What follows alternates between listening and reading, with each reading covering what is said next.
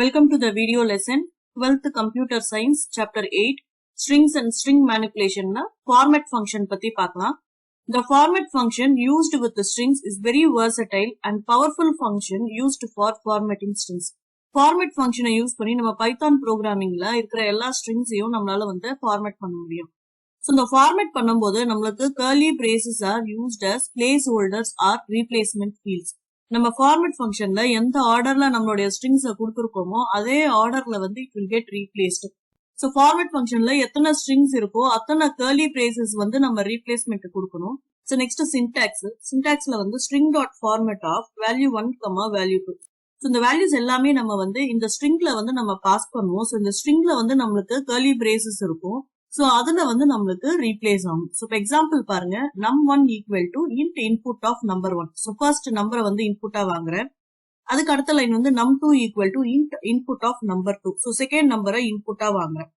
So third ஸ்டேட்மெண்ட்ல தான் நம்ம ஃபார்மேட் ஃபங்க்ஷன் யூஸ் பண்றோம். சோ தேர்ட் ஸ்டேட்மெண்ட்ல பாருங்க, the sum of ஃபர்ஸ்ட் ஒரு கர்லி பிரேஸ் கொடுத்திருப்போம் அண்ட் அதுக்கப்புறம் இன்னொரு கர்லி பிரேஸ் இஸ் இன்னொரு கர்லி பிரேஸ். சோ நம்ம மொத்தமா இந்த ஸ்ட்ரிங்ல 3 கர்லி பிரேஸ் யூஸ் பண்ணிருக்கோம். சோ அப்படின்னா 3 பிளேஸ் ஹோல்டர்ஸ் இருக்கு. சோ 3 வேல்யூஸை நம்ம ரீப்ளேஸ் பண்ண போறோம்னு அர்த்தம். சோ சின்டாக்ஸ்ல பாருங்க ஸ்ட்ரிங் டாட்னு இருக்கு. சோ இந்த டபுள் கோட்ஸ்ல கொடுத்திருக்கிறது ஸ்ட்ரிங் டாட், அதுக்கப்புறம் ஃபார்மேட் ஃபங்க்ஷன் கால் பண்றோம்.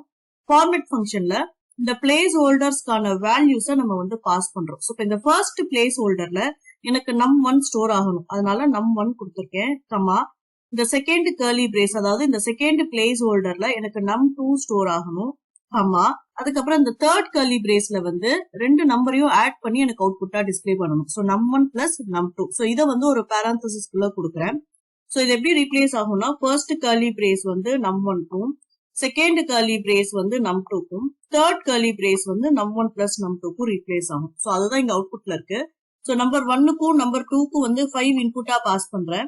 So last statement the sum of 5 and 5 is 10. So இந்த 5 it refers to num1 value. Second இருக்கிற இந்த 5 refers to num2 வேல்யூ.